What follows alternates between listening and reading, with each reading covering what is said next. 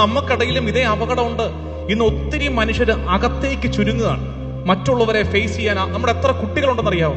നമ്മുടെ എത്ര കുഞ്ഞുങ്ങൾ പരീക്ഷയ്ക്കൊന്ന് തോറ്റുപോയി, ജോലി കിട്ടുന്നില്ല, കല്യാണം നടക്കുന്നില്ല. അതുകൊണ്ട് പള്ളി വരാൻ പോലും പേടിയാ കുഞ്ഞുങ്ങൾക്ക്. കാരണം എന്താ? നമ്മുടെ അമ്മാവന്മാർ ചോദിക്കും, ഒന്നും ആയില്ലേ, കുറച്ചു കാലമായാലോ പഠിച്ചു കഴിഞ്ഞ് ഇറങ്ങിയിട്ട് ഇങ്ങ് എത്തിയില്ലേ, കല്യാണം കഴിയുന്ന പാടെ ചോദിക്കാൻ തുടങ്ങും, വിശേഷം ഒന്നും ആയില്ലേ. അതുകൊണ്ട് നമ്മൾ എന്ത് ചെയ്യും? നമ്മുടെ കുഞ്ഞുങ്ങൾ പള്ളിയിലേക്ക് പോലും വരാൻ മടിച്ച് വീട്ടകങ്ങളിൽ ഒതുങ്ങിക്കൂടുന്ന കാലമാണിത്. കാരണം പ്രത്യാശ നഷ്ടപ്പെട്ടു പോകുന്നവർ അകത്തിരിക്കും, ഭയപ്പെടും. നിങ്ങളാണെങ്കിൽ പുറത്തിറങ്ങുമായിരുന്നോ? ചിന്തിച്ചു നോക്കിക്കേ. നമുക്കിത് സുവിശേഷം നന്നായിട്ട് അറിയാവുന്നത് കൊണ്ട് നമുക്കറിയാം, മാലാഖ വന്നു കഴിയുമ്പം അടുത്ത ഭാഗം മറിയം മലഞ്ചെരിവിലുള്ള ഇളയമരെടുത്തോണ്ട് പോകും. നമുക്ക് കഥ അറിയാവുന്നത് കൊണ്ട് നമ്മളതിന് ഈസി ആയിട്ട് എടുക്കുകയാണ്. ശരിക്കും ചിന്തിച്ചു നോക്കിക്കേ, മറിയം നമ്മളായിരുന്നെങ്കിൽ, അപ്പനാരെന്നറിയാത്തൊരു കുഞ്ഞിനെ ഉദരത്തിൽ പേറുന്ന പെണ്ണ് വീടിന് പുറത്തിറങ്ങുമെന്ന് തോന്നുന്നുണ്ടോ? അപ്പനാരെന്നറിയാത്ത അവൾക്ക് എന്തോ ഒരു ധാരണയുണ്ട്, ദൈവത്തിന്റെ പദ്ധതിയാണെന്നറിയാം.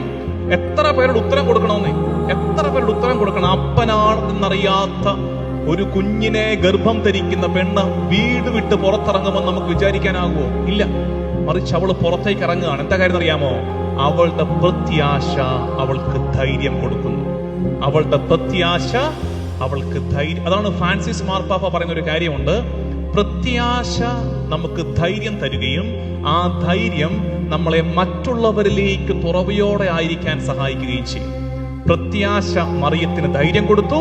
ആ ധൈര്യം അവളെ സർവീസിലേക്ക്, ശുശ്രൂഷയിലേക്ക് നയിച്ചു. എലിസബത്തിന്റെ അടുത്തേക്ക് അവൾ ഇറങ്ങിത്തിരിക്കുന്നു. ഇതിന് നേരെ വിപരീതമായ ഒരിടം കണ്ടുപിടിക്കാവോ ബൈബിളിൽ നിന്ന്? പ്രത്യാശ ധൈര്യം കൊടുത്തു, മറിയം പുറത്തേക്ക് ഇറങ്ങി.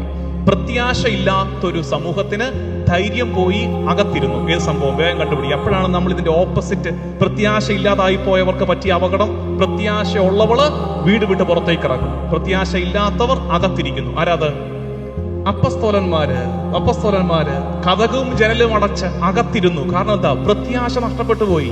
നമുക്ക് ഇന്നില്ലാത്തൊരു സ്ഥാനം, നമുക്ക് ധൈര്യം നഷ്ടപ്പെട്ടു പോവാം. നമ്മുടെ സമൂഹമായിട്ട്, ക്രിസ്തീയ സമൂഹത്തിന്, നമ്മുടെ യുവജനങ്ങൾക്ക്, നമ്മുടെ കുഞ്ഞുങ്ങൾക്ക് ഒക്കെ ധൈര്യം നഷ്ടപ്പെട്ടു പോകുന്ന ഒരു കാലത്ത് കർത്താവിൽ പ്രത്യാശ അർപ്പിച്ച് കർത്താവ് നടത്തും.